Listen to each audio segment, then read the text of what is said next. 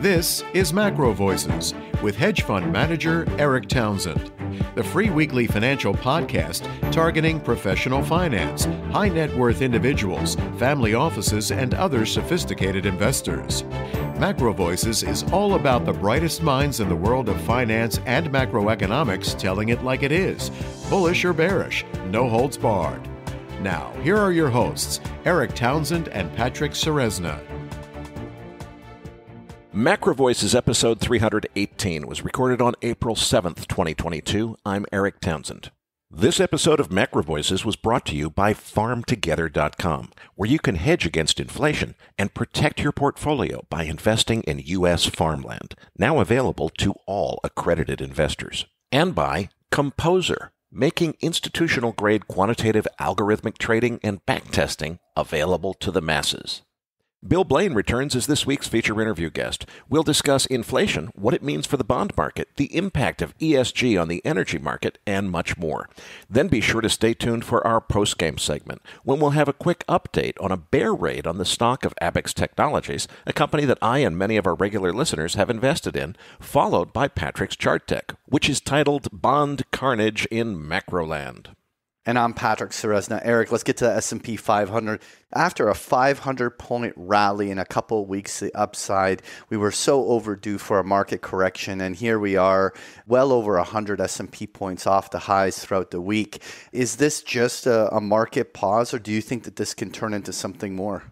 I don't really have a strong view on equities here, but it looks to me, just looking at the chart, like the bear market rally's over. I think that there wasn't really a lot of fundamental reason for this. And I'll say that in my perspective, what's really going on right now, I think, is we have people who are looking at the geopolitical situation saying, okay, what's the story on the Ukraine war? Is the Ukraine war ending? Is it almost over? How close are we? And so forth. I would make the argument that they're missing the forest for the trees. I don't think there is a Ukraine war. I think it's World War III, and there's a Ukraine battle, which was the first hot conflict of World War III, and I don't think that the big picture is ending anytime soon. So I think we're in the reprieve here of looks like the really scary tension in the very first battle of this war, which I expect to last for several years, has maybe simmered down. I think it's going to get worse, and it's not necessarily going to be in Ukraine. All right, well, let's move on to the dollar index. Now, the dollar index is almost at 100. It's working to a higher high.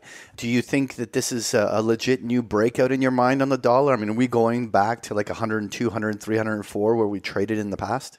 Oh, absolutely, if not higher. And the reason for that, though, is it's this war cycle. Now, if I've got it all wrong and it was just a Ukraine conflict and it's ending now and there is no World War III and that's all just paranoia, well, then maybe the dollar is a little bit, toppy here and about to run out of strength. I don't think that's a story at all. I think that maybe there's going to be a pullback here because I do think we're at a lull for the moment in terms of the geopolitical conflict, but I don't think it's over. And when we get into the next phase of it, I think there'll be another wave of dollar strength. So yes, I think we are going over 100. The thing that would change that would be if it turns out that this whole thing's just a big false alarm and there is no World War III, and I don't think that. Now, eventually, someday, you bet, I think that a digital currency will eventually replace the U.S. dollar. I wrote a book 4 years ago predicting that. Haven't changed that prediction, but that's not now. That's much later. All right, well, let's move on to crude oil. Got to get your opinion on this because, really over the last 2 weeks, every rally's been failing, slow and methodical, almost distribution, lower highs, lower lows. We're under the 100 level. Is the big oil push over? Or are you still bullish in the bigger picture? I'm definitely bullish in the bigger picture, but I wouldn't be surprised if maybe there's still a little bit further downside to go. Because let's face it, the first battle of World War III, at least the first live fire hot war battle of World War III, is in Ukraine, and at the moment we're kind of on a pause, although it looks to me like those peace talks are not going very well, and I won't be surprised if we get unpaused pretty quickly here. But as long as we're on pause in Ukraine, I think prices can still come down. As I've said before, there's a confluence of factors that could bring crude oil prices down in the short term, but I think eventually as World War III continues and the secular inflation that I think is either on the horizon or already here continues, I think we're going much higher on oil prices. Eric, how did the inventory numbers come in? Crude oil building 2.4 million barrels, with Cushing, Oklahoma building 1.7 million barrels. Now, remember, this is the time of year that you ought to be expecting builds. We've just been having some drawdowns lately, but builds should be expected this time of year. Gasoline drawing down 2 million barrels, distillates building 771,000 barrels. U.S. production ticking up another 100,000 barrels to 11.8 million barrels. Now, we're only about 1.5 million barrels, or less than 1.5 million barrels below that all-time high that so many analysts have said we're never, ever going to get back to. Not that far to go, so we may be headed back toward those all-time highs over 13 million barrels. We'll see what happens. All right, well, let's move on to gold, because there was substantial gold volatility through February and March, both higher and lower. But really the last 3 weeks, you can pretty much define gold into a $50 range, just trading sideways and being incredibly quiet. I know you've shared your opinion before that you were disappointed by its lack of upside, but do you think there's more upside up for gold here, or you think it's just going to stay grinding here? You know, my reaction to gold is kind of so what? It's basically just sitting on the cluster of short-term moving averages in a consolidation pattern. World War III didn't even push it to new all-time highs, although it got very close. And I'm generally unimpressed. I think that the fundamentals have all been in place for much higher gold prices, and we haven't seen them yet. I don't know what the problem is. All right, well, let's touch on the 10-year Treasury yield, because last week we were testing 2.5%, kind of rolled over and looked like maybe a short-term top in yields was there. And, well, in the last 2-3 sessions, a big breakout. We're at 265 basis points and running as bonds continue to get hammered here. When does this stop? Patrick, I think the conclusion we can draw here is that the trend toward higher yields is pretty darn clear now. We had a lot of smart people when we were well below 2% telling us that, you know, if they're right, it's probably going to be 2.25 at most is where it tops out. That's as far as it can go. Well, guess what? It's past that. So that view was wrong. It seems like the folks that thought that inflation was going to result in increasing interest rates got it right. So I don't know how much farther it has to go, but this definitely is consistent with my view that inflation is not transitory and that we've got a real problem. Well, this week's feature interview guest is Shard Capital's market strategist, Bill Blain. Eric, why did we get Bill back on the show this week? Well, Patrick, Bill Blain has been a favorite guest when we had him on before. His Morning Porridge newsletter is extremely popular with investors, so it's been quite a while. It's time to get him back on the show. Well, Eric's interview with Bill is coming up as MacroVoices continues right after this message from our sponsor.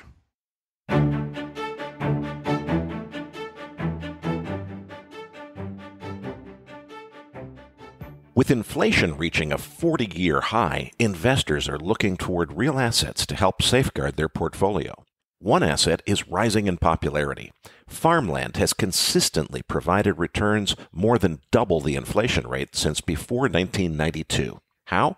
Because farmland's value is underpinned by its critical role in the global economy. The country's growing population needs to eat.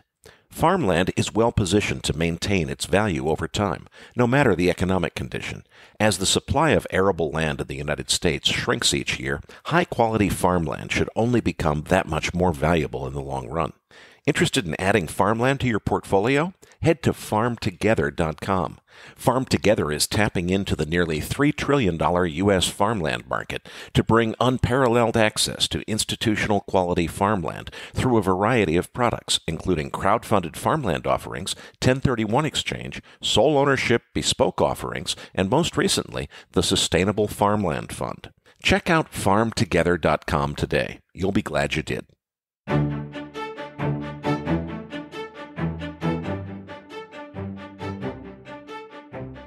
And now, with this week's special guest, here's hedge fund manager Eric Townsend.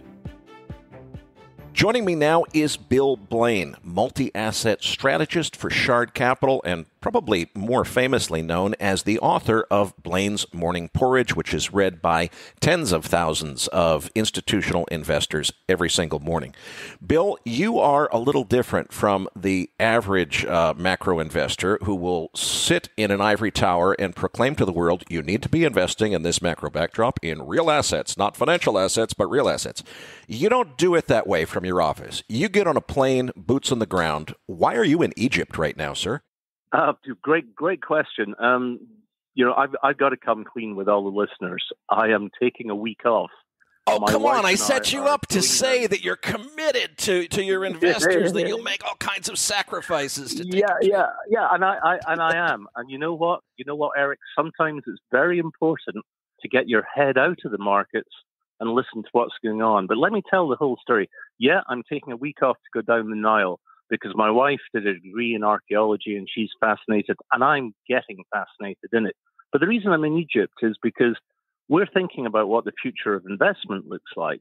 And I've got to say, I am very nervous about financial assets. We just had one of the longest bull markets in the equity world. We've seen bonds perform stupendously well since 2007, and everyone's made off like bandits. But of course, we've all got to be realistic. The reason the stock market's been so strong and the reason bonds have been so returning has been distortion caused by central banks, the consequences of what they did to keep the world afloat in 2007 with ultra-low interest rates, quantitative easing, and then artificially keeping interest rates so low. And then, of course, we had COVID. Now, these are all factors that distorted the markets. We're now beginning to see that correct. And so I think the outlook for financial assets, that's bonds and stocks, is no longer as exciting as it used to be, because as that distortion disappears, as the Fed and the Bank of England reduce their balance sheets, that distortion effect begins to vanish. So you've got to think about what kind of things should I be invested for the future in a highly inflationary market. And that's why I find myself in Egypt, because we're no longer just thinking financial assets or assets that generate a return, such as aircraft used to do before Putin confiscated half of them, but we're thinking about real assets that are going to generate future businesses. So one of the areas we're looking at is what is going to be the future of the oil business post-climate change, when we no longer see oil as a primary source of energy, but we see oil as a vital commodity for all the goods that we need for the modern economy, like paints, adhesives, plastics. And by plastics, I mean let's develop plastics that are biodegradable. So there's still a future for oil. So we're looking at a big investment that we'll get involved in there. And so for the last couple of months, I've been running around the Middle East, putting together what looks like it will be a very exciting project. And when we get it inked, I will be telling you, Eric, all about it first, because we will be targeting real returns for that. And you need these returns in what's going to be a long-term inflationary scenario that I can see developing as a result of current energy insecurity.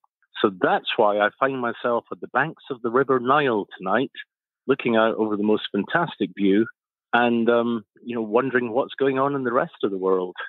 Well, with that introduction, I know you've listened to the show, so you know what's coming next. I'm asking just about everybody about inflation. Seems like the consensus of most of the macro guys I've talked to is they mostly think that it's pretty close to what the Fed's been telling us, transitory, except that, if I look at bond yields, it kind of looks like it's not. What's going on here? Look, I think we've got a very, very changed world. We have a long-term inflationary scenario. And I think, to figure that out, we need to go back to basics. Inflation is not just about the supply chain blockages we've seen in the last 2 years. It's not about sudden shortages that have been created by the COVID backwash. What we're actually seeing create real inflation now are some fundamental changes in geopolitical trade patterns. We're also seeing this enormous energy insecurity shock hitting Europe in particular, but it's going to have knock-on effects elsewhere. And the one thing I always think economists, as a trade, we miss is consequences. So when you have gas prices, and I mean proper gas as we Europeans call it, which is not gas, which is petrol, as you Americans mistakenly call it. But when we see gas for heating prices quadruple in Europe because of the shortages from taking Russian oil, that has not short-term effects, but long-term effects. Yes, we will bring in American liquid petroleum gas, LPG, but it will take 2 years to build the reception facilities in Germany to start importing it. We do have other facilities throughout Europe to import American and Qatari gas, but getting them into an infrastructure system to get it into Germany is going to take time. So you're going to see a maintenance of these elevated energy prices for some time. And that's feeding very quickly into the real economy, not just in terms of consumers. And I can tell you that in the UK, consumers who, let's say, normally pay £100 a month for their electricity are now getting hit with bills for £200-300. And in a society where we've seen zero wage growth for 15 years, but 2 to 3% real inflation, that means people are really beginning to struggle. But you're also seeing this effect on the supply side of the economy, where businesses are finding that their costs have shot up. So when I hear people talking about transitory inflation, or these are just short-term effects, will very quickly hit the top of the oil market, well, I'm just not seeing that. I think we're into a period where consequences drive further inflationary pressures. So you're going to start seeing demand for wages heating up. Now, I think what's really interesting, if you take a look at the employment numbers, not just in the US, but across the West, the Occidental West, every economy seems to be pretty much at full, they're all at full tilt. So you're bound to see inflationary wage pressures start to emerge. It already has. But one of the other factors I talked about right at the beginning of this little spiel was how the geopolitics have changed. I mean, we can see that immediately with the reaction to Russia, just how quickly we've tried to cut Russia off. And we can also see it, how difficult it is for the Europeans to actually close down the Russian gas spigots. But it is going to change the way that everybody thinks about their supply chains. I mean, chips are the obvious ones. Everyone wants to have their own chip making, their own foundries nationalized again. So global trade, the end of globalization, or the redefining of what globalization is, and people or nations beginning to understand that it's not just energy security, it's supply security, strategic goods security, and where they get all these things from. I mean, we're beginning to wake up to the fact that the world is an enormously complex place. And central bankers telling us, oh, we'll very quickly recover, assumes a very two-dimensional model. But in fact, it's multi-dimensional, all the things that move prices. I guess that's a long-winded way of saying I just don't agree that we're in for a short period of inflation. I think we're going to see long-term inflationary pressures. And my big concern is that in some nations, and I'm particularly worried about the UK, where we're beginning to really understand just how much damage Brexit has done to our export economy, and particularly parts of Europe, we're going to see, I think, stagflation, which is where you have this terrible combination of a declining economy and inflation. I remember it vaguely from my childhood in the 1970s. Bill, I'd like to run my latest thoughts about inflation past you and ask for your critique, because they've actually changed quite a bit since the situation with Ukraine and Russia has broken out.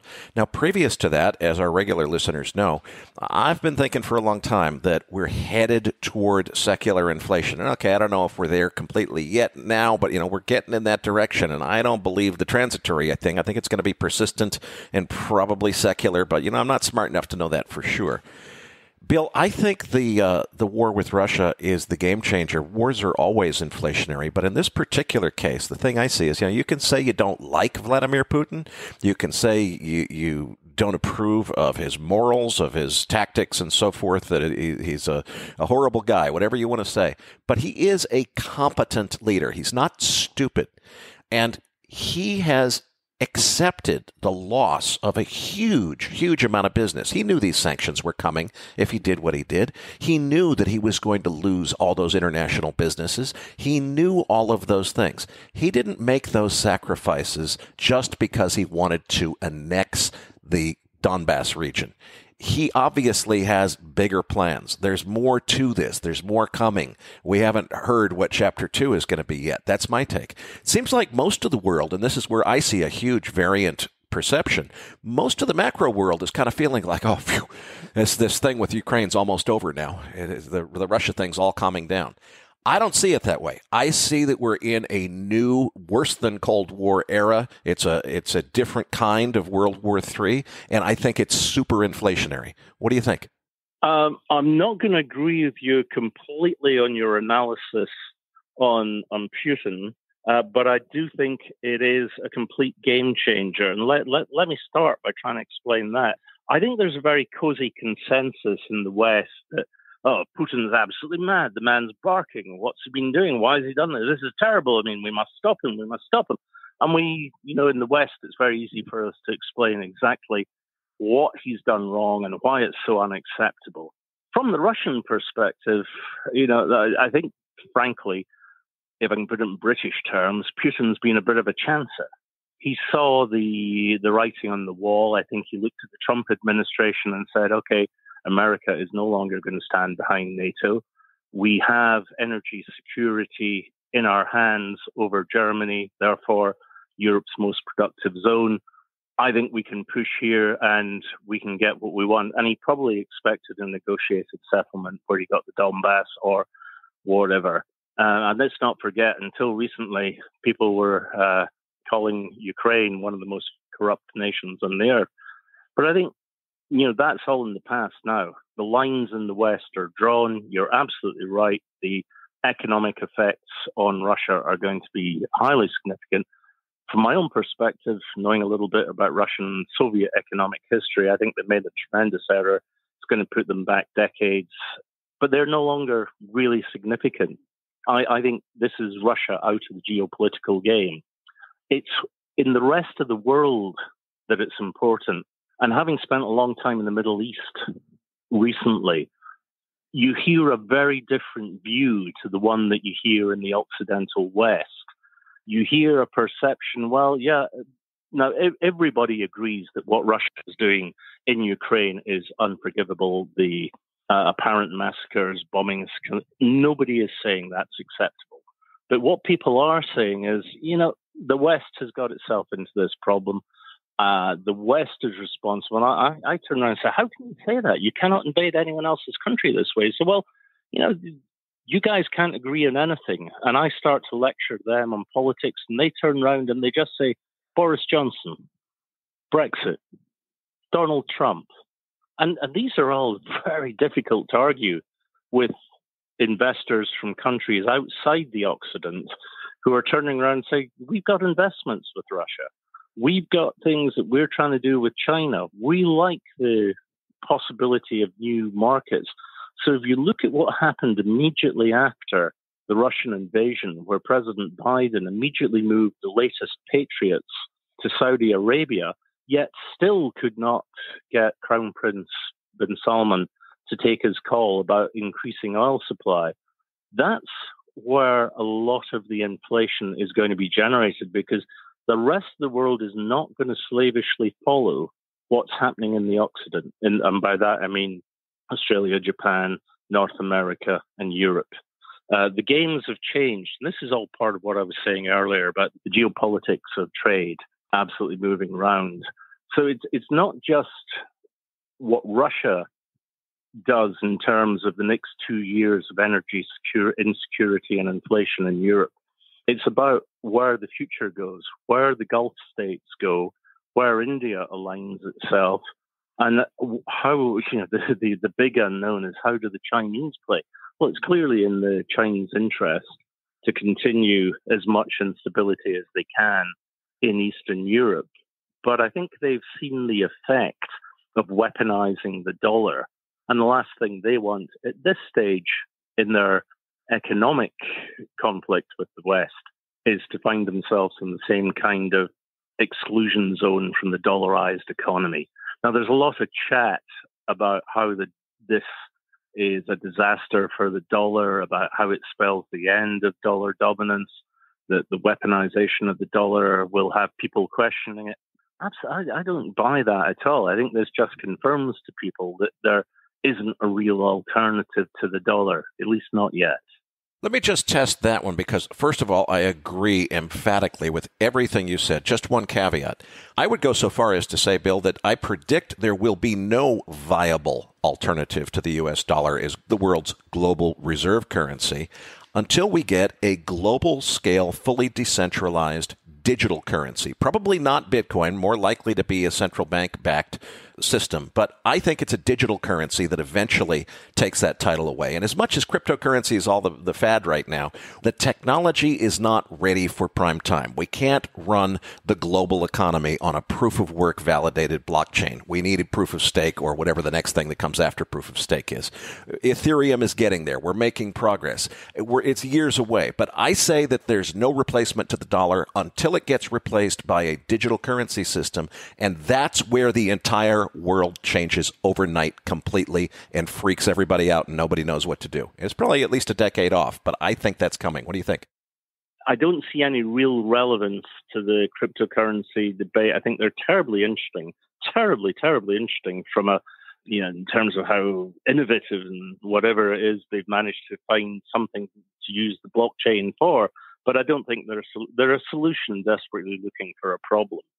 I don't think they're anything except an evolutionary dead end. Sorry to be so negative, but I think some of the issues you raised there will be very interesting. I think what is going to happen is that governments are going to take the opportunity to digitize currency because it just makes it more. It becomes easier for them to control and to keep a complete record on who's doing what. It will simply move parts of the economy off balance sheet effectively into the dark parts. I'm not entirely sure how it's going to play out, but I don't see digital currencies being an answer to man's inherent desire to make money and not pay taxes. I guess that's how it boils down. Well, I do think digital currency is a solution to Triffin's dilemma in the sense that you could have a supranational, fully decentralized global reserve system where no one nation is in charge of issuing the money for the rest of the world. Everybody has an equal stake in it. Yeah, I'm going to struggle with that one because I think the money is so confused and complex at the moment because of the amount of just how indebted every single government, how indebted everybody effectively is. And if you take a look over the last 10 years, or the last 20 years, ever since its inception, one of the big conversation topics, usually after a few beers, is how long is the euro going to last? And you get statistics bandied around saying that any currency union only lasts 30, 40 years before it starts to creak under its own pressures. And we can see that happening with the euro. But you know what? The euro has proved tremendously resilient. And I think the euro is moving into a different phase where effectively it's managed to take financial sovereignty from all the European nations, and it's now moving to become a common money for them all. Now, that will create long-term stresses, and they will only succeed if the polity of Europe can get German taxpayers to pay Italian pensions. And I think they might actually get there. If you'd asked me that 3 years ago, I've said no chance the euro won't survive the next tensions. But in fact, the world changes. And as the facts of the world change, you have to amend your opinions. And I've actually gone positive euro, thinking, yeah, well, it might just happen because the kind of unanimity of the political response to Ukraine has really been quite encouraging. As for a single global currency, well, you know what? I'm getting on. I'm getting old, and I very much doubt I'll be around to ever see it happen. Which is another way of saying I just don't know. Bill, let's move on now to where the rubber meets the road for investors. Let's start with the bond market. with all this discussion we're having of inflation and so forth, I've been surprised, actually. There's been some really smart people, really, really accomplished fixed income guys, like Alex Gurevich, for example, have come on the show and said, look, despite what's going on, yeah, there's inflation, but it's not going to last forever, and this is an incredible buying opportunity for bonds. The bond market's not going to crash. Everything is, this is the time to get in. I'm not seeing it that way. I'm struggling here. It seems like there's a lot of good sounding arguments, but the yields go in the other direction. Okay, well, the bond market is the most important thing on the planet, bar nothing else. In bond markets, there is truth.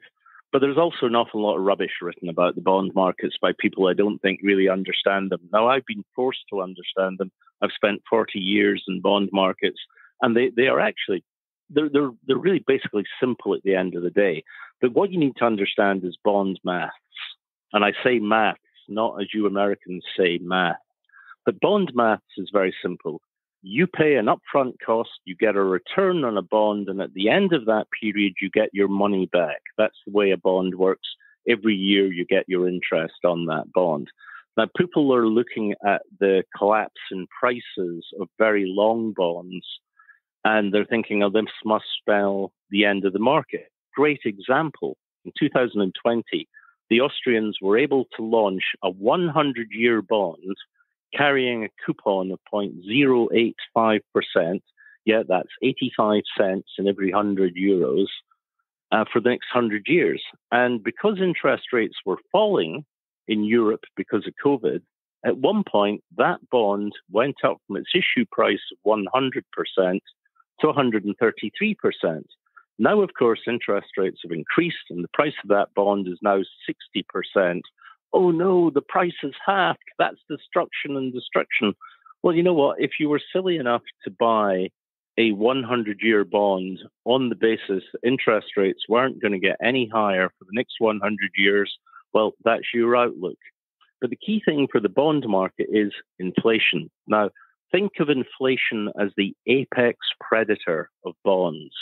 If you have 5% inflation for 10 years, that's going to eat away something like 25%, 28% of your principal in terms of its real value. So when you get your $100 back in 10 years' time, you can only buy 72% of what you could buy today. That's the effect of inflation. It eats away your principal. But here's the thing, you're still getting your $100 back. With equity, you just don't know. And so what's really important about bonds, though, is that they set the base level. U.S. Treasuries are a great example of the base rate, the risk-free rate in the market from which every other financial asset prices. Yes, even equities price off the rate that the bond is priced at.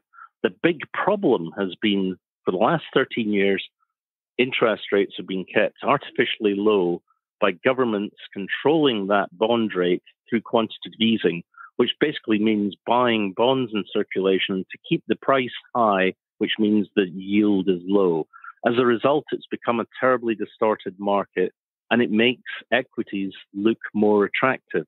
Now, as rates normalize, you're going to see that knock-on effect into equities, making equities more difficult, because they will look less valuable compared on a relative basis to the rising bond yield. And of course, you're apparently going to lose money on your bond because the price of a bond will fall, which means you have to hold them to maturity and run that inflation risk. I think the big worry here is that while people are still saying, and I disagree with them, that inflation will be transitory, if it's long term, the value of that bond takes a considerable hit over time. But because of all the distortion that the central banks have inflicted on markets, I rather suspect that they see the only solution to the enormous amounts that governments have borrowed and the effects of quantitative easing on the economies is going to be a good dose of fairly long-term inflation, which they will say they're trying to control by raising interest rates. So it's very important to look at what bond markets are doing because they set that risk-free rate, but also understand that at the moment bond markets are highly distorted. And I think that's why we're seeing so much panic in the market about non-functional bond markets. Now, bond markets are what we call sticky, especially the non-government bond markets, where prices will become distorted by how illiquid they are. That's what I mean by their stickiness. And this is certainly going to be something I think we'll see dominate the financial press in the coming months as it becomes clear that inflation is not going to be transitory.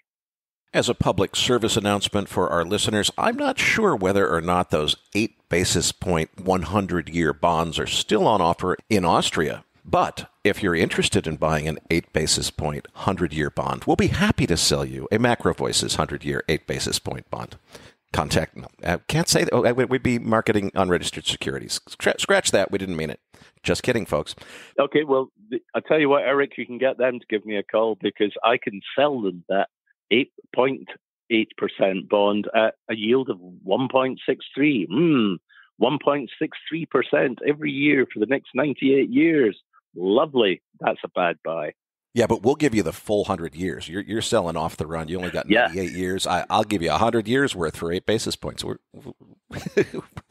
Let's move on to something that's really important, Bill. I want to go on record as saying this ESG trend. I don't think there is any greater calling or better idea that's ever existed than the notion that investors, owners of capital, should finally take responsibility for the way that they invest that money to do good for the world. I'm all for it. Yay. There is no greater calling than investors focusing on environmental, social, and corporate governance values. I get it. I'm on board. But you know what? I think this entire ESG trend on Wall Street is 100.0% unadulterated bullshit.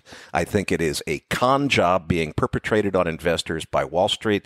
And I think that the guys selling most of that stuff really believe that ESG stands for extremely stupid and gullible, which is what they think of their clients when they're selling them greenwashed crap that has nothing to do with advancing any of those goals.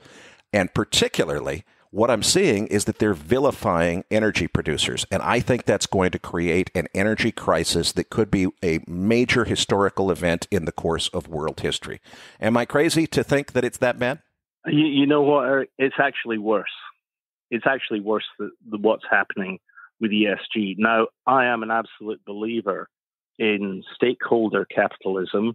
I am probably one of the very few people working in the city of London who got slung out the Labour Party in his youth for being too left-wing. As one of my good friends once told me as we were laughing about it, we were all former socialists. Some of us have grown up, but not all of us. But I absolutely believe that ESG, environmental, social, and good corporate governance, should play a major role. But here's what's actually happened. It's been taken over by the marketing departments of big funds.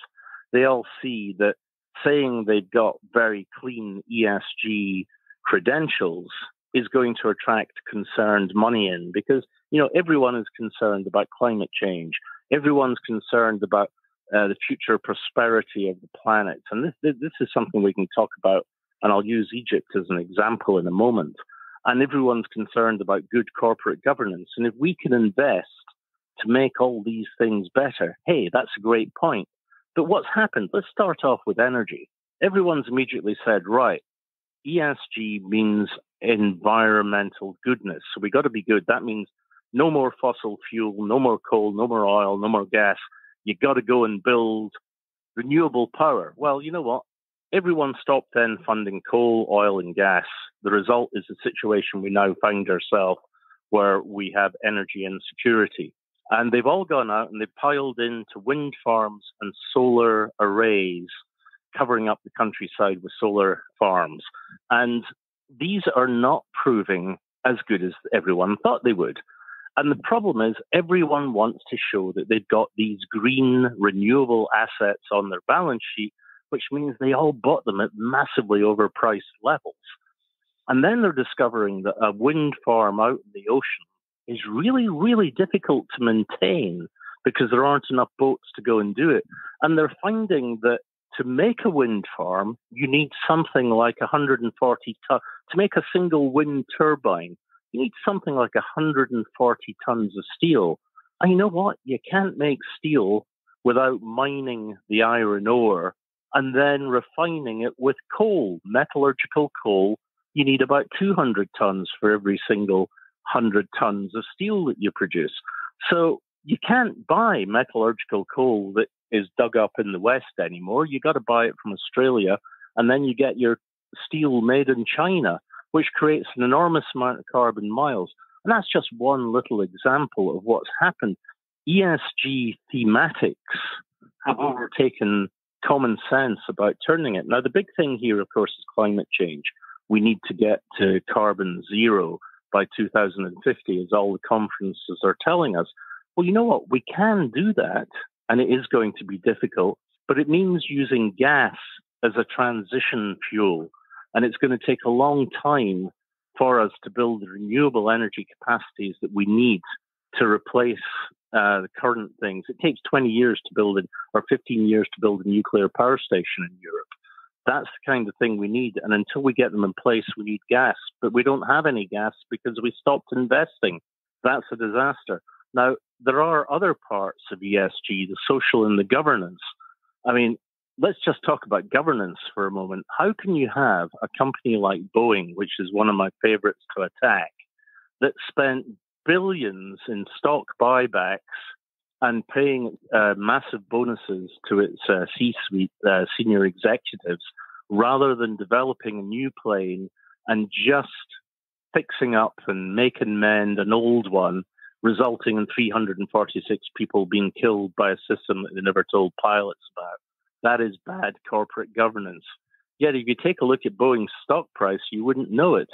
And then in terms of social, if you're going to promote social investment, then we really need to look at how do you create a better future for everybody when corporates are doing things as we just had in the UK, as 800 seafarers who man the ferries from Dover to France being sacked overnight and replaced by foreign workers at 1/3 of the UK minimum wage. I mean, that is not good social service for anybody. So ESG is in great theory, but as always happens, the market has arbitraged it to its advantage. So we're out selling ESG funds to investors who think that they're funding a better world, but actually all they're doing is funding more and more energy distortion when it comes to environment. And we've got to do more to ensure that corporates do good in terms of the way they run themselves and do social good as well. And part of the social good is paying proper taxes. Now, when you discover how little some of the big multinationals pay in taxes, it should really get people angry. Anyway, I could go on and rant about ESG for hours. What is going to happen to energy prices? Because a lot of people think as the 150-year period of energy all coming from rock oil, or most of it coming from rock oil, ends, that means the price has to collapse. I think it's the opposite. I think what's going to happen is the lack of investment is going to mean that essentially we have phased out fossil fuels before we've fully phased in the replacement, and the result is that there are massive shortages. What do you think? Well, I'm actually still trying to figure this one out myself, and I think it's all part of this ESG debate. It's a continuation of it. It's about how we transition energy security. 20 years ago, the world was thinking about how do we get out of our reliance on fossil fuel energy, and that's when all the original ideas about wind and solar as good renewable sources came up. And effectively, because wind and solar is easy, we've done that. We've spent very little developing alternatives like tidal energy, which is ultra reliable, which wind and solar is not. And we've basically scaled back completely on nuclear. It's only just beginning to get the attention. We keep making noises about putting money into things like hydrogen power as well. But everyone's got this kind of idea, no, it's going to be okay. We've got wind and solar. That's great, renewables. We'll just make more and more of them. Oh, and then we'll make lots of batteries to store all the energy they make.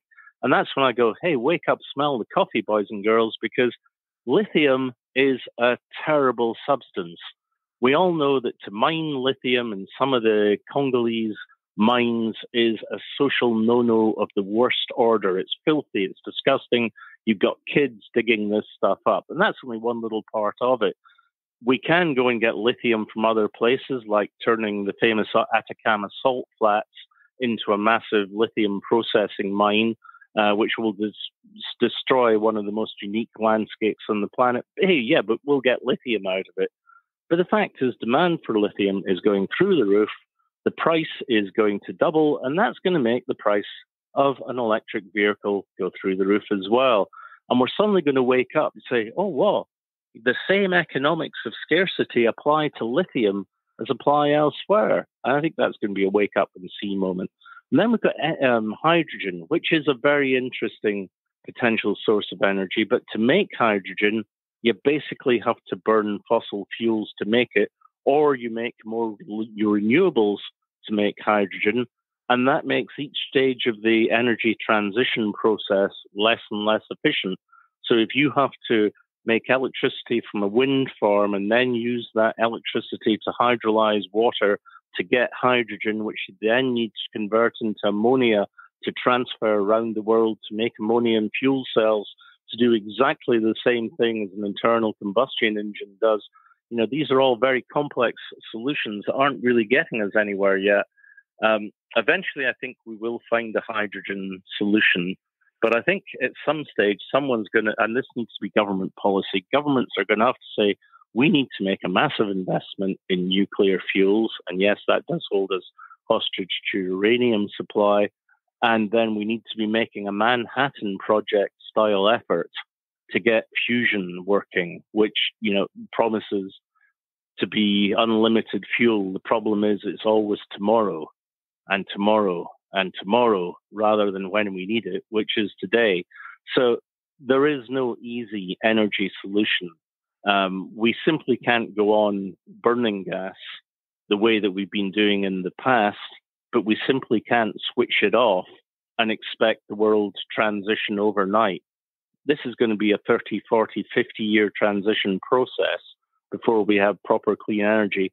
And as I was saying right at the beginning, we are still going to be using oil for all the other things that a proper modern society needs.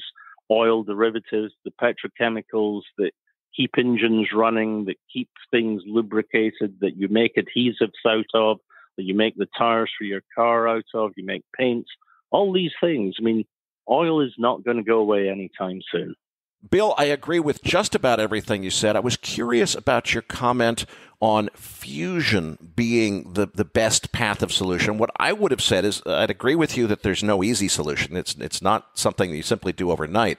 But I would say the thing to focus on is first you got to overcome the psychological society problem with people are afraid of something they don't understand, which is nuclear energy. But specifically, I think what we need to do is get rid of boiling water uranium reactors like these big Westinghouse reactors, and we need to replace them with liquid fluoride thorium reactors, which still use fission. It's not fusion. It's the old kind of nuclear energy, but it's dramatically safer. Now, the only thing standing between us and that is the government getting its shit together. And I think the reason the government doesn't get its shit together is because society is afraid of anything that has atomic or nuclear in its name. Are you aware of the thorium technology, Bill? And would you agree that that might be maybe a little closer in hand than fusion, or am I missing something? No, I've not done any in-depth thinking about the thorium salt solutions, but I think there's 3 stages that we need to consider, and we need to completely reinvigorate the whole argument about nuclear power, which is basically set in policy decisions that were made in the 1940s and 50s about the supply of weapons-grade plutonium. We need to rethink it from first principles, which means looking at other technologies. And one of the other very exciting ones is we have a proposal from Rolls-Royce in the UK to build what were called mini nukes. They make the reactors for the British nuclear submarines, and they could effectively make much smaller reactors that could be built quickly rather than the very long lead-in times that we have. And I'm sure there are other technologies that are worth exploring until we get to this holy grail of a costless nuclear future with free power. But, that's something that's always going to come tomorrow rather than immediately. But we need to be rethinking the whole nuclear debate because, one of the things I was talking about earlier there was lithium. We haven't even got on to discussing the costs of disposing of lithium, because what you get whenever you discuss lithium is, oh, it'll be fine, we'll recycle it. Hang on a second, do you know how difficult it is to recycle it? These questions aren't getting answered properly in the public markets, so we actually need to have some intervention in government about proper transition strategies to secure energy for the future. Well, Bill, I can't thank you enough for a terrific interview, but before I let you go, please tell our listeners a little bit more about what you do at Shard Capital, and particularly what our listeners will find at www.morningporridge.com. Okay, thanks very much for that, Eric. I wear multiple hats. The first thing I am is strategist for Shard Capital. We're a firm in the City of London. We now run a number of different investment strategies. I also wear the hat of being head of capital markets, which is why I'm running around trying to construct big deals. But it also means I'm in direct contact with markets rather than just the theory of them. And the third thing I do that I started about 15 years ago was my morning comment. That originally just went to my clients, but now is freely available to anyone to read on www.morningporridge.com. And I publish something every morning. Or if you want to pay a minimal subscription, you can get it sent to your email fresh every morning. And that's Blain's Morning Porridge. Porridge, of course, being the Scottish food of champions. Well, Bill, I can't thank you enough for a terrific interview. Patrick Ceresna and I will be back as MacroVoices continues right after this message from our sponsor.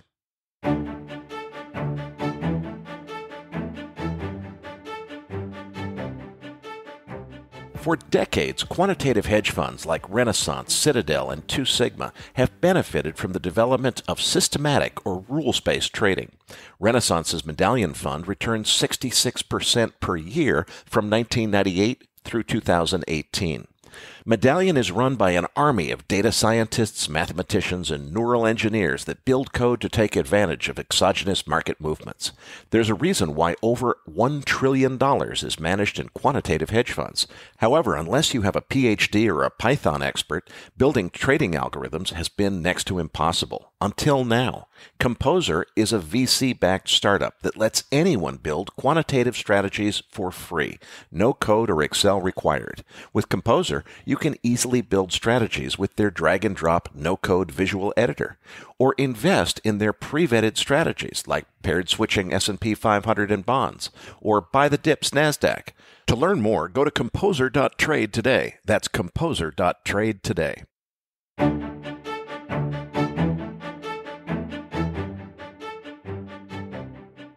Now, back to your hosts, Eric Townsend and Patrick Ceresna. Eric, it was great to have Bill back on the show.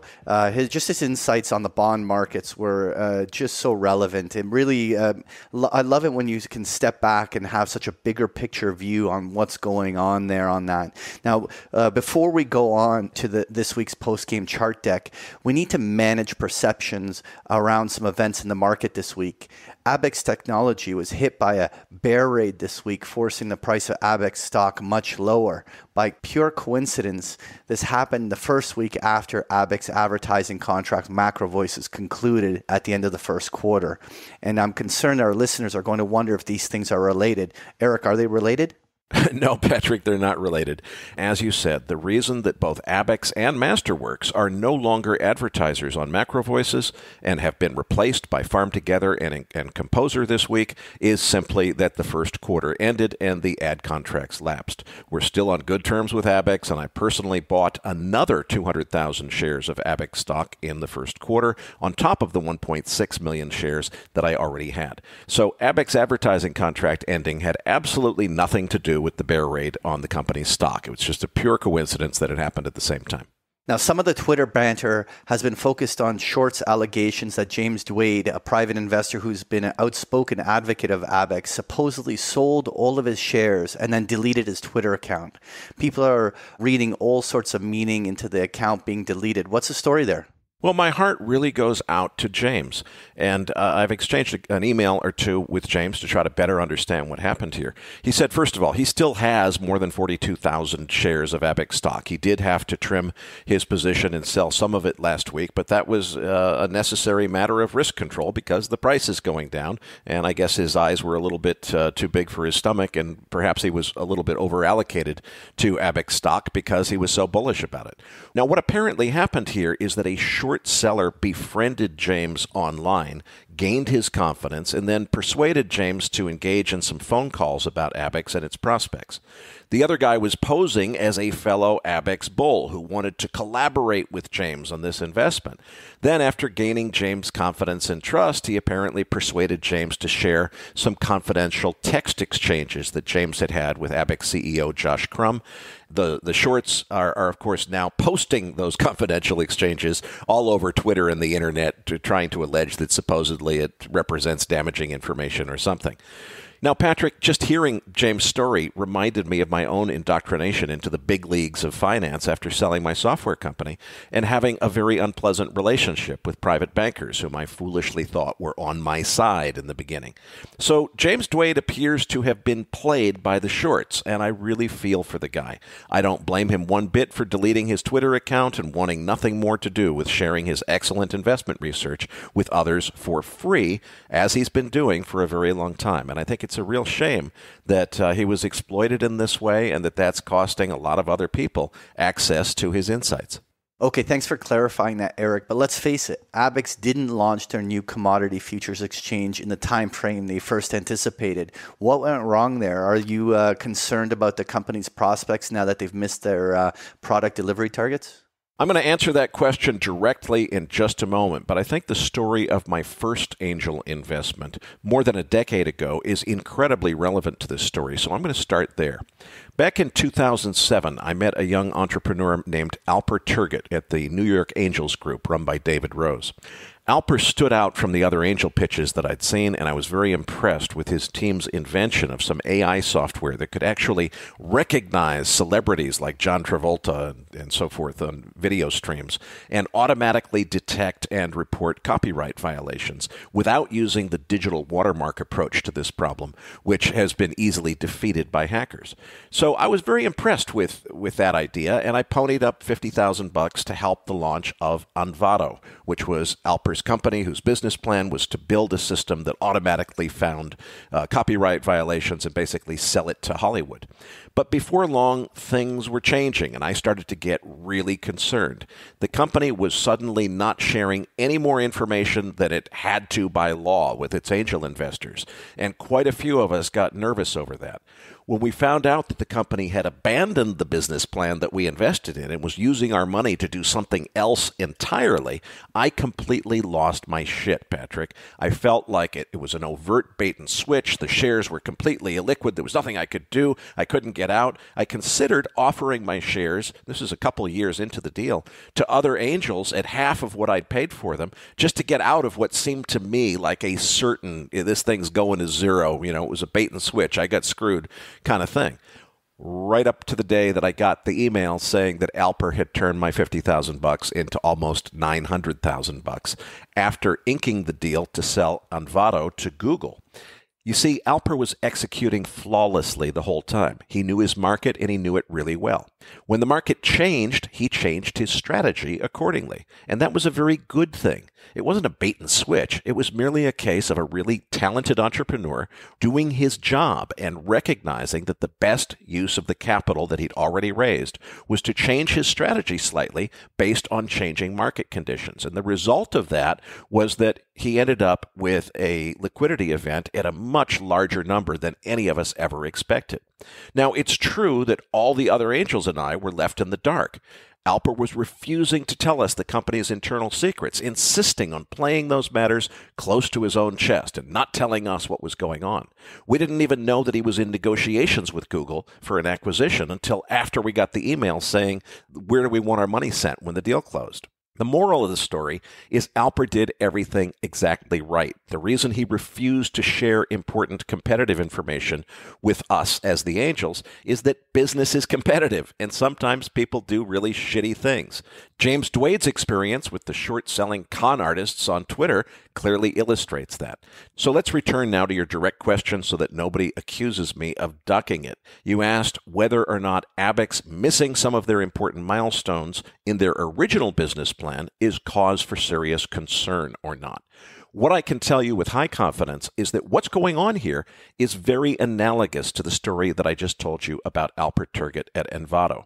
What Josh Crum is doing as CEO of Abex is responding to a rapidly changing DeFi landscape. And as part of that process, the company has taken on things that it never planned on taking on because Josh sees incredibly ripe opportunities. And to be sure, another thing that's happened as a result is that because Abex is now pursuing these new opportunities beyond its original plans, the unfortunate result has been delays on that original business plan.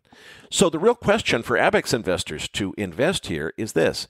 Is Josh Crum executing flawlessly the way Alper Turgut did, keeping the company's secrets close to his chest and not revealing them to us because that's in our benefit? Or is he screwing up? Is he about to turn this thing into an 18-bagger like Alper did with Envato? Or is he driving Abex into the ground?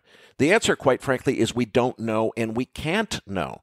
The CEO is a guy who has the backing of several billionaires, including Robert Friedland, Lucas Lundin, and Kyle Bass. So if Josh Crum is an incompetent CEO who blew these deliverable dates for the sake of something that wasn't worth the compromise, then he managed to con some pretty darn sophisticated investors into backing him in this venture.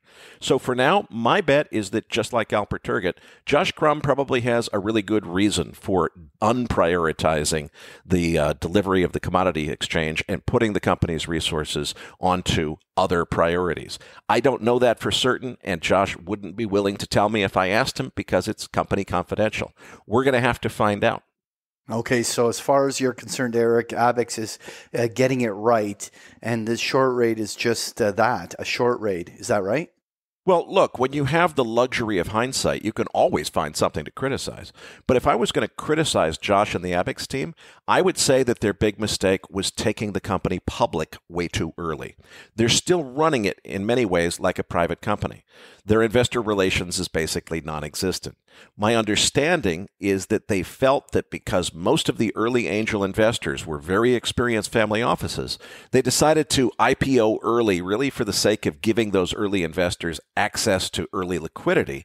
But they don't really think their real IPO is until they go, public on the NASDAQ, which hasn't happened yet.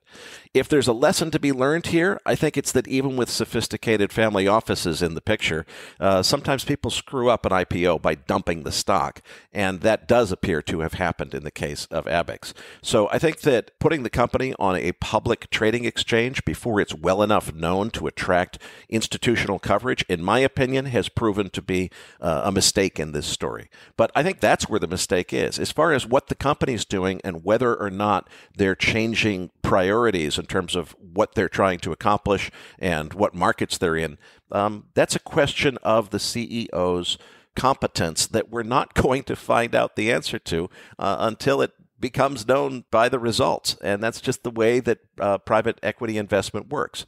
So the nonsense on Twitter about James Dwade losing his faith and dumping his stock and then deleting his Twitter account in shame is just bullshit. James deleted his Twitter account because he'd just been through the private investor equivalent of date rape with this short seller guy. And I don't blame him for wanting nothing to do with Twitter at this point. I'm not going to respond to any of the Twitter dialogue, and I'm going to block the short seller as soon as this episode airs. I delayed blocking him until we aired this segment just for sake of managing appearances and not giving the impression that we're hiding from this nonsense. As we've already spent way more time on this subject than it deserves, let's move on now, Patrick, to this week's post-game chart deck. Listeners, you'll find the download link in your Research Roundup email. If you don't have a Research Roundup email, just go to our homepage, macrovoices.com. Look for the red button that says Looking for the Downloads. Patrick, the chart deck is titled Bond Carnage in Macroland. What's going on here? We'll get to the bonds at the end of the chart book, but let me just quickly take all of our listeners through a couple things going on. Now, one thing that I was highlighting over the last 2-3 weeks was essentially that after you have a 500 S&P point rally in a span of a couple of weeks, inevitably some sort of mean reverting correction is just natural for the markets. That's the way they behave, the things they do. To me, the big question here is that will we see this behave as though it is this type of a correction, or is it going to turn into something more ominous and the selling starts breaking key levels? For me, this very level where we're trading near this 44.50 level is a point of high interest to me, but then some pretty good supports come in around 43.20 and 4400. My first inclination is that we should get a stock market bullet bounce up. Whether that makes a higher high, whether the market is going to have another bull leg, is the jury's still out, and I'm not sure I want to stick my neck out. But I think that the bigger market sell-off that the market is vulnerable to is likely still maybe a sell in May and go away window, and that it may not emerge in April in this time frame. But we'll call the play-by-play here on the show each week. But going on, I wanted to just touch on page 3 to the euro, because what's interesting to me is that the dollar index has broken to a higher high. We've talked about it at the beginning market wrap of how strong the dollar has been. But what's interesting is that whether you look at this euro USD, which has not broken to a lower low, the pound sterling hasn't broken to a lower low, and the yen, while the US dollar yen has been rallying, it hasn't made a higher high yet. And so while the dollar index has broken out, the three of the majors inside the basket have, to me, not confirmed. I really want to see whether some of these currencies start to break to lower lows to really validate that next move in the dollar. Moving on, though, Eric, to page 4, I have crude oil, and I wanted to share my view with you and see whether or not this kind of plays out in your mind. So to me, if the bulls were going to keep control of the short-term trend, because I also agree a lot with your view that the big picture still has plenty of room for crude oil to go to higher prices. The big question in my mind is the short-term trend going to be a continuation higher, or are we going to spend time just backfilling and retracing that incredibly overbought short-term state? And really, with now the last week or two where crude oil has failed to follow through on any rallies and now under 100, I think it increases the likelihood that the next couple weeks, if not month, is just going to be a lot of chop. Maybe I don't think we're going to see much time, let's say, below 90 on any sustained basis. So it probably is very close to the bottom end of its ranges. But my view is sort of that this could be just grinding here for weeks before something more bullish starts to emerge on the chart. Would that fit in with your narrative at all? My view is very similar to that, Patrick. I think we've already sold off down to kind of fair value. If you look before the whole Ukraine-Russia thing blew up there in the chart starting at the beginning of March, you just extend that trend that was already in play. We're back down to that trend line that was already there. So we've already, basically taken the war pricing mostly out of the market. I still think, though, that what we're seeing in the technicals suggests that what's going to happen is the market is going to continue to grind and churn lower, not crashing, but just continuing to grind lower until something happens. And the something happens, I mean geopolitically, when there's new news or a change in this. Now, if there was actually an outright, we've come to a new global peace accord. Everybody agrees that not only is the Russia and Ukraine conflict over, but World War III is over, and everybody has agreed to a new arms limitation treaty, and everything is wonderful. Oil's going probably quite a bit lower on that news. I don't think it's going to happen. I think it's a question of time until we get news in the opposite direction. But speaking of energy futures, Patrick, let's move on to page 5 and uranium. Boy, looking at the Sprott Uranium Trust as a proxy for uranium prices, looks like we're hitting a cycle high. Oh, yeah. And what's interesting is nat gas has been also incredibly strong as well. But this trend has just been so strong, higher highs, higher lows, working its way to a major overhead resistance. And then this week we got the breakout. Uranium is working, and it continues to be a place where money is flowing. Now, I don't know whether this is the moment to go and start putting brand new positions to work. It's sort of like if you weren't in the uranium story over the last month or two, it's the kind of the bus has left the station without you. But it's definitely a bull breakout that on the short term can tack on $1 or $2 more on the upside and continues to be very bullish. But Eric, what I really did want to talk about, because Bill inspired me when I was listening to the interview, just talking about bonds, to just really touch on what is going on here. And instead of looking at the yields, I wanted to just kind of turn those charts upside down and actually look at the notes and bonds themselves in not only the U.S. Treasury, but what's happening around the world. And what we continue to see is these bonds are being crushed. Obviously, the dot plots are moving. Everyone knows that Fed is going to move on these interest rates, and inflation's running hot. A perfect recipe for weak bonds. But it's actually amazing the magnitude and speed of the drops that we're seeing, whether it's the 2-year, 5-year, 10-year, or the 30-year that we have on those pages. It's just getting really ugly. And what's a little bit surprising to me, Eric, is that I would have thought that the stock market would have cared more about this. And it just seemed over the last many weeks that the stock market kind of is almost marching to the beat of its own drum and not noticing this. But inevitably, valuations start to substantially go up when on a relative basis when these kind of moves in interest rates and yields are occurring. And I'm certainly curious when the stock market is going to start to care. Well, usually when stocks and bonds don't agree, bonds have a pretty good track record of being right. Yeah, absolutely.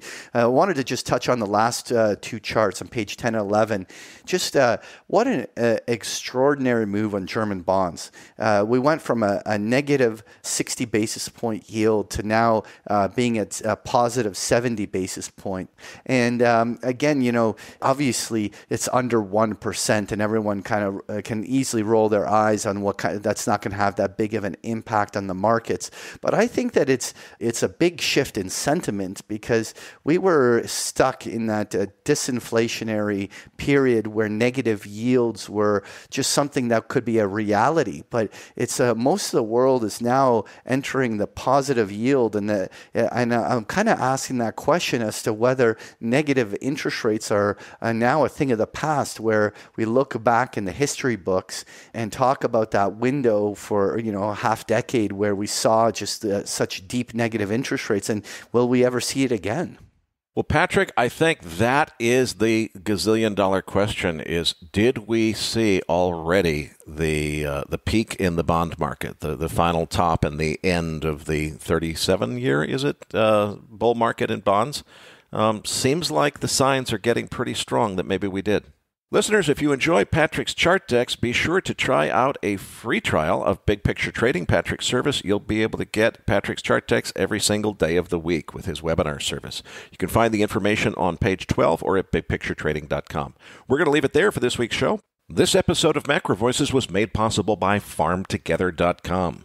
Diversify your portfolio with U.S. farmland, one of the most inflation-protected and recession-resilient asset classes in the world, now available to all accredited investors. And by Composer, making institutional-grade quantitative algorithmic trading and backtesting available to the masses. Patrick, tell them what's in this week's Research Roundup. Well, this week you're going to find the transcript for today's interview, as well as a link to the chart book that we just discussed in our post game. There's also a number of links to some articles that we found interesting, so you'll find this and so much more in this week's Research Roundup. So that does it for this week's episode. We appreciate all the feedback and support we get from our listeners, and we're always looking for suggestions on how we can make the program even better. Now, for those of our listeners that write or blog about the markets and would like to share that content with our listeners, send us an email at researchroundup@macrovoices.com, and we will consider it for our weekly distributions. If you have not already, follow our main Twitter account at MacroVoices for all the most recent updates and releases. You can also follow Eric on Twitter at Eric S. Townsend. That's Eric spelled with a K, and myself at Patrick Ceresna. On behalf of Eric Townsend and myself, thank you for listening, and we'll see you all next week.